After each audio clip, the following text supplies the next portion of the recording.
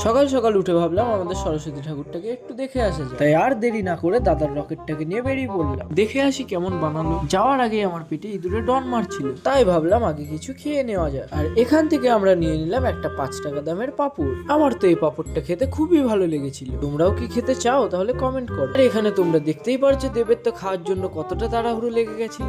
চলো এবার আস্তে আস্তে এগিয়ে যাওয়া যায়। আমরা এখানে একটু চা খাওয়ার জন্য দাঁড়িয়ে পড়লাম। ও দাদু, চাই চিনি দিচ্ছ তো? দাদু তাহলে চায়ে চিনি দিয়েছে। যা, এখানে তো দাদুর হাতে বানানো স্পেশাল চা খেতে আমার ভালোই লাগলো। সত্যি চাটা ভালোই বানিয়েছে। যা, এখন আমরা ফাইনালি চলে এসেছি বিশ্বজিৎ পালের কারখানায়। তো তোমরাও দেখে নাও ঠাকুরগুলো যদি তোমাদেরও কিনতে হয়। আর এই হচ্ছে আমাদের বিশ্বজিৎ পাল। আর এতক্ষণ ঘোরার পর আমার কাছে আর 1 টাকাও নেই, তাই ভাবলাম এই লজেনটা দিয়ে পেটটাকে সান্ত্বনা দেওয়া। লজেন ছোট হলেও ধামাকাদার, কারণ লজেন খেয়ে আমার পেটটা পুরোই ভরে গেল। লজেন খেয়ে কি আর পেট ভরে?